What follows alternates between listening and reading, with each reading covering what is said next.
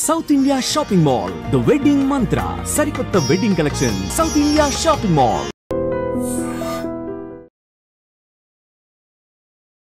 నమస్కారం, welcome to I dream. ధర్మ మార్గం విత్ విజిత కార్యక్రమానికి స్వాగతం.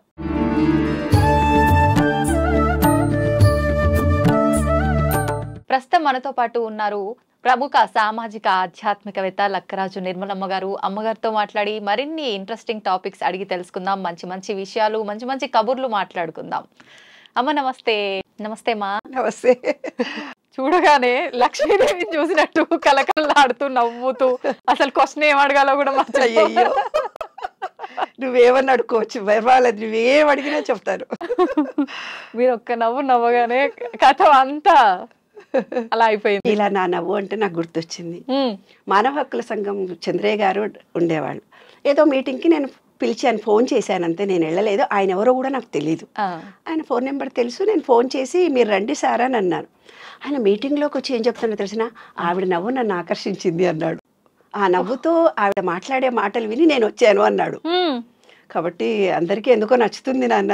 శంకర్ నారాయణ గారు కూడా చాలా సార్లు అంటాడు, ఆవిడ మనసులో ఎన్ని కష్టాలు ఉంటాయో మాకు తెలియదు, ఇంత మెంటలీ రిటార్డెడ్ స్కూలు, ఆమె గుండెలో ఎన్ని బాధలు ఉన్నాయో మాకు, ఆమె నవ్వుతూ జీవితం హ్యాపీగా గడుపుతుంది, ఆమెంత అదృష్టవంతురాలు లేరు అంటారు.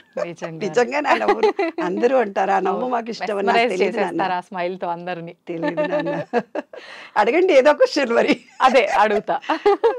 అమ్మ, మామూలుగా మనం పూజలు చేసినప్పుడు, ఏ పూజ చేసినా కూడా లలిత సహస్రనామాలు చదివేటప్పుడైనా, ఇంకేవైనా నామాలు చదివేటప్పుడైనా ఖచ్చితంగా దానికి ముందు ఒక శ్లోకం చదివిన తర్వాతే ప్రారంభిస్తుంటాము. ఎందుకమ్మా, దాని వెనకాల ఏదైనా రీజన్ ఉందా? నాకు కూడా అర్థం కాలేదే తల్లి. నాకు చింతలపూడి ఆశ్రమం గురువు గారు మంత్రోపదేశం చేశారు. ఆయన ఒక శ్లోకం చదవమన్నాడు. హస్త్రేంద్రాననమిందు చూడవరును చేయాలి. ఎందుకు ఈ శ్లోకం చెప్పాడు ఈయన, శ్లోకం చదవమంటాడు ఎందుకు అని అనుకునేదాన్ని. శ్లోకం చదవను, డైరెక్ట్గా నేను జపం చేసుకుంటాను అనుకునేదాన్ని నేను. తర్వాత నేను ఈ మధ్య రీసెర్చ్ చేసినప్పుడు నాకు తెలిసింది ఏంటి నాన్న అంటే, ఎప్పుడైతే ఈ అనంత విశ్వంలో ఉన్న ఎనర్జీని మన ఎనర్జీ లెవెల్స్కి దగ్గరగా తీసుకొని వచ్చి ఆకర్షించాలి అన్నప్పుడు అదొక ఫీలింగ్తో ఇవ్వాలి. శ్లోకము, పద్యము, పాట అనేది నీకు ఒక ఫీలింగ్తో ఇస్తాం. అరుణాం కరుణా తరంగితాక్షి ధృత పాశాంకుశ పుష్ప బాణ చాపాం అణిమాది విరావృతాం మయూఖై అహమిద్యేవ భవానీ అని అన్నప్పుడు ఒక లయగా వస్తుంది కదమ్మా. శ్రీదేవి ఖడ్గమాలతి హ్రీంకారాసన గర్భితానలశికాం సౌం క్లీం కళాం బిభ్రతీం సవర్ణాంబర శోభితాం అలా వచ్చేస్తుంది. అలా మనం స్టార్ట్ చేసినప్పుడు, ఆ శ్లోకం చేసినప్పుడు దేవునికి తొందరగా ఎనర్జీ లెవెల్స్ వచ్చేస్తాయి. నేను చెప్పాను కదా, మనకులో consciousness, subconsciousness, super consciousness. ఈ సబ్ కాన్షియస్ మైండ్ అనే దానికి ఫీలింగ్ మాత్రమే వస్తుంది. దేవుడు ఏ దేవుణ్ణి అయితే నువ్వు కోరుకున్నావో పూర్తి సర్వసమర్పణగా, నాయన నీవే ఉన్నావు, నాకు తెలీదు, నేను ఈ కష్టంలో ఉన్నాను, నువ్వు వాదుకో, పూర్తి శరణాగతి అయిపోయాను. భక్త ప్రహ్లాద సినిమాలో, కొన్ని సినిమాలో ఇది ఇసిరేస్తాడు, బిడ్డను కూడా చంపేస్తాడు. ఆ సినిమాలలో మనం చూస్తూ పోతుంటాం. ఆ భక్తి పారవశ్యంలో వాళ్ళు ఏం చేస్తున్నారో తెలియదు. ఆ సబ్ కాన్షియస్ మైండ్ భగవంతుడి లెవెల్స్లో ఈ సబ్ కాన్షియస్నెస్ ఫీలింగ్ తెలుసు కాబట్టి ఆయనతో మమేకం అయిపోయి ఆయనను శరణు వేడుకుంటారు. కానీ ఇక్కడ ఏం జరుగుతుందో ఫిజికల్ బాడీలో జరుగుతున్నాయని మర్చిపోతారు. అంటే భగవంతుణ్ణి మనం చేరుకోవడానికి తప్పని పరిస్థితుల్లో ఆ లెవెల్కి మనం వెళ్ళాలి. అంటే ఖచ్చితంగా మనం ఒక పాటలు పాడిన అన్నమయ్య కానీ, మరి ప్రతి పాటలు పాడిన వాళ్ళందరూ దైవాన్ని చేరుకున్నారు కదా. ఆ దేవుడు వాళ్ళ కళ్ళెదురుగా వచ్చి పాటలు పాడు అని కూడా అడిగారు కదా. అదంతా ఫీలింగే. కానీ భగవత్ శక్తితో మమేకమైపోయారు. నేను చెప్పాను, ఒక ఎనర్జీ, ఆ ఎనర్జీ లెవెల్కి మన సబ్ కాన్షియస్ మైండ్ వెళ్ళి నువ్వు ఏ రూపంలో ఉన్నా ఆ సబ్ కాన్షియస్ మైండ్కు ఫీలింగ్ తెలుసు. ఒక ఉదాహరణ చెప్తాను నాన్న, నీకు అర్థం కాకపోతే ఇంకొక చిన్న ఉదాహరణ చెప్తాను. అలాగేమ్మా. పాత సినిమాలు ఉన్నాయి. పాత సినిమాలో ఎవరో హాస్పిటల్లో పడి ట్రీట్మెంట్ తీసుకుంటుంటారు. పాత సినిమాలు, మా అప్పటి సినిమాలు తల్లి, ఇప్పుడు కాదు. పాత సినిమాల్లో ప్రతిదీ అక్కడ ట్రీట్మెంట్ తీసుకుంటూ ఉంటాడు, అక్కడెక్కడో యుద్ధం చేస్తుంటాడు, అక్కడేదో పడిపోయి అన్కాన్షియస్ ఈడ దేవుడి పాదాలు పట్టుకొని ఓ అని ఒక శ్లోకం పెట్టి పాటలు పాడుతూ ఉండేది. నాయన నీవే ఉన్నావు, నిన్నే ఒక పామునో ఒక దేవతనో ఒక వెంకటేశ్వర స్వామినో ఏదో పూజలు చేస్తూ ఉండేవాళ్ళు. ఒక పాట పాడగానే వాళ్ళు బాగా అయిపోయేవాళ్ళు. ఎందుకంటే మా ఫ్రెండ్స్ అందరూ తుంటరోళ్ళు ఉంటారు కదా, వాళ్ళందరూ అనేవాడు ఎవరికైనా జబ్బు చేసి జ్వరం వస్తే ఒక పాట పాడండి తగ్గిపోతుంది. అక్కడ హాస్పిటల్లో ఉండి జ్వరం వచ్చినప్పుడు అదే నిన్న సినిమాలో ఒక పాట పాడితే తగ్గిపోయింది కదా, మీరు కూడా ఒక పాట పాడండి అనేవాళ్ళు. ఆ పాటలో అంతరార్థం ఏమిటంటే, నాయన నీవు లేకుండా నేను లేను, నేను సంపూర్తిగా నమ్మాను. నా కొడుకో నా భార్యో నా భర్తో నా బిడ్డో నా కుక్క పిల్లనో నాకు కోరుకున్న ఒక మనిషి కష్టాల్లో ఉన్నాడు, తప్పనిసరిగా నువ్వు చేరు అని ఒక ఫీలింగ్తో, ఎప్పుడైతే మన సబ్కాన్షియస్ మైండ్ ఫీలింగ్తో చెబుతుందో ఆ కోరిక తీరుతుంది నాన్న. అందుకనే శ్లోకం పెట్టారు. తప్పనిసరిగా ఎవ్వరమైనా పూజ చేసేటప్పుడు అష్టోత్తరం చదివినా కూడా మనకు ఒక శ్లోకం ఉంటుంది. ఆ శ్లోకంతో ఆ అమ్మవారి నామాన్ని తలుచుకొని ఆ దేవుడిని తదేకంగా ఆ వర్ణనంతా వర్ణించి ఆ రూపాన్ని మనలో తలుచుకొని సర్వ సమర్పణ చేయడానికి ఇచ్చినటువంటిదమ్మా ఆ వర్ణన. అది చాలా ముఖ్యమైనటువంటి అంశం. అదే మనకు మొదటి మెట్టు, పూజకి మొదటి మెట్టు అనమాట.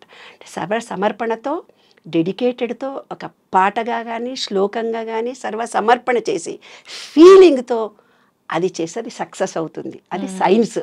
అవును. ఇప్పుడు చూసేదానికి మూఢ విశ్వాసం అనుకుంటాం, కాదు, అదొక సైన్స్.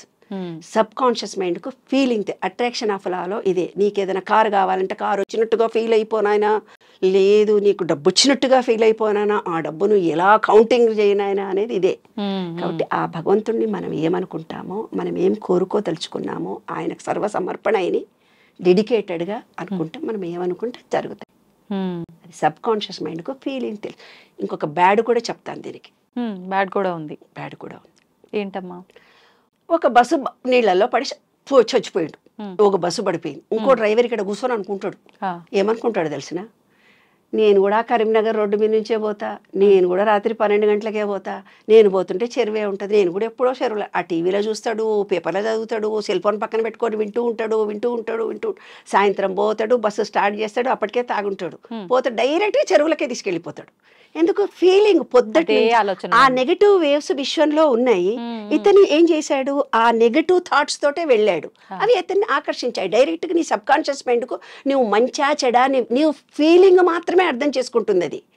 దాంతో అతను డైరెక్ట్గా, ఇంజనీరింగ్ కాలేజీ పిల్లలు నన్ను ఎప్పుడు ఇదే అడుగుతారు, ఒక హత్య కేసు మానహత్య జరిగినప్పుడు జరిగింది, ఒక కులం హత్య అక్కడెక్కడ జరిగింది, ఇక్కడ ఇంకోటి జరిగింది, ఒక బస్సు పడంగానే ఇంకోటి జరుగుతుంది, ఎందుకు అని. ఇదే అనమాట సబ్ కాన్షియస్ మైండ్కు ఫీలింగ్ తెలుసు. అందుకనే కొంతమంది అమ్మలు చాలామంది టైంపాస్గా కూర్చొని టీవీ చూస్తుంటారు. మధ్యాహ్నం అంతా కూర్చొని ఏదో సీరియల్ చూసింటారు. సీరియల్ చూసినాక ఒక అడ్వర్టైజ్మెంట్ వస్తుంది, నీ కాళ్ళు నొప్పులు అవుతాయి, నీవు యంత్రం కట్టుకుంటే బాగా అవుతుంది, ఏవో అడ్వర్టైజ్మెంట్లు వస్తుంటాయి కదా. అమ్మో నాకు కూడా కాళ్ళ నొప్పులు వస్తాయి, డాక్టర్ దగ్గర పోవాలి, కాళ్ళ నొప్పులు వచ్చినాయి అనుకుంటే ఆ రోజంతా తిరుగుతుంది. తీరా ఆమెకు అనుకోకుండా కాళ్ళు నొప్పులే వస్తే అటువంటి డాక్టర్ దగ్గరికే వెళ్తారు. అదే టైం పాస్ కూర్చొని టీవీ చూసినందుకు ఆ అడ్వర్టైజ్మెంట్ ఆమె మనసులో సబ్ కాన్షియస్ మైండ్లో రికార్డ్ అయినందుకు అది జరుగుతుంది. అమ్మ ఒకటి అడుగుతా, తప్పుగా అనుకోవద్దు. ఏం పర్లేదు తల్లి. అంటే ఇప్పుడు మనం ఏదనుకుంటే అది అయిపోతుంది. నేను ఒక కోటీశ్వరాలని కావాలి, నేను ఒక మేడ కట్టాలి, ఒక ఇల్లు కట్టాలి, లేకపోతే నేను 10 తులాలు బంగారం కొనుక్కోవాలి, నేను ఇదే అనుకుంటూ ఉన్నా. అనుకోగానే అయిపోద్దమ్మా, నాకు ఆ స్తోమత ఉండాలి. జరగదు. ఎలా జరుగుతుంది? జరుగుతాయి, జరిగే అవకాశాలు ఉన్నాయి. ఇప్పుడు నువ్వేమనుకున్నావు? ఒక పెద్ద ఇల్లు కావాలనుకున్నావు, ₹1 కోటి కావాలనుకున్నాం, నీ ఇద్దరం అనుకున్నాం. నేను ₹1 కోటి కావాలనుకున్నా, నాకు కూడా వచ్చేసారు, మీరు కూడా అనుకున్నాం. ఇది ఎలా తెలిసిన, నిన్న ఒక వాకింగ్లో ఒక ఆయన నాకు కనపడ్డాడు. నేను విశ్వ నియమాల మీద నేను చేశాను, ఏదనుకుంటే జరుగుతుంది అని అన్నాను నేను. అంటే ఆయన ఇమీడియట్గా మా ఇంటికి వచ్చాడు. అమ్మ పుస్తకం తీసుకున్నాను నేను, మీ ఇంటికి వస్తున్నా, మీరున్నావా, ఓయూకి వచ్చావా వాకింగ్ అని అడిగాడు. రాలేదండి, వాళ్ళు ఇప్పుడే వాకింగ్ నుంచి ఇంటికి వచ్చాను అని. అయితే నేను ఇంటికి వస్తున్నానమ్మా అన్నాడు. ఒక పుస్తకం నా చేతిలో పెట్టాడు. ఆయన పేరు చెప్పకూడదు, హీఈస్ పాపులర్ ఫిగర్. ఆ పుస్తకం నా చేతిలో పెట్టిన తర్వాత మీరు ఏమనుకుంటే జరుగుతుందండి ఇవాళ అని అన్నాను. మా ఆయన ఇద్దరి నవ్వి, ఆయనకు ₹1,00,000 అప్పైనట్టు అప్పు తీరాలని అన్నాడు. తీరిపోతుందండి సాయంత్రం. ఎట్లా తీరుతాయమ్మా అన్నాడు ఆయన. అయిపోయి, నువ్వు కాదంటివి విశ్వం రికార్డ్ అయిపోయింది. నేను ఇచ్చినప్పుడు ఏసమ్మా నాకు వస్తాయని నువ్వు అనలేదు, ఎట్లొస్తాయమ్మా అన్నావు, అయిపోయా, రాదు. ఆయన సాయంత్రం ఫోన్ చేశాడు, 50,000 వచ్చాయమ్మా నాకు అంటే, నువ్వు వద్దని నేను అన్నందుకు సగం ఆగిపోయింది అక్కడ. కాబట్టి ఏ కోరికనన్నా నువ్వు కోరినప్పుడు ఎప్పుడో నీవు అనుకుంటావు, నాకు వచ్చేదా చచ్చేదా, ఇది అనుకుంటే జరుగుతుందా, అంత డబ్బు నా దగ్గర ఎక్కడిది, ఎలా వస్తుంది, పోనీ డబ్బులు వస్తాయి కష్టాలు వస్తాయి దాంతోటే గొడవలు అవుతాయి, ఇలాంటి పిచ్చి పిచ్చి నమ్మకాలు నీలో ఉన్నాయి. కాబట్టి నువ్వు కోరుకున్నావు, దాని వెనుక బ్యాడింతుంది, చాటంతుంది, పూసల దండ అంతే. కాబట్టి నువ్వు అనుకునేదానికి నేను అనుకునేదానికి దాని వెనక ఉండే భావాలు రికార్డ్స్ ఉన్నాయి కదా, వాటి మీద ఆధారపడి ఉంటుంది నాన్న. ఈ విషయంలో 12 నియమాల్లో అదొక నియమం.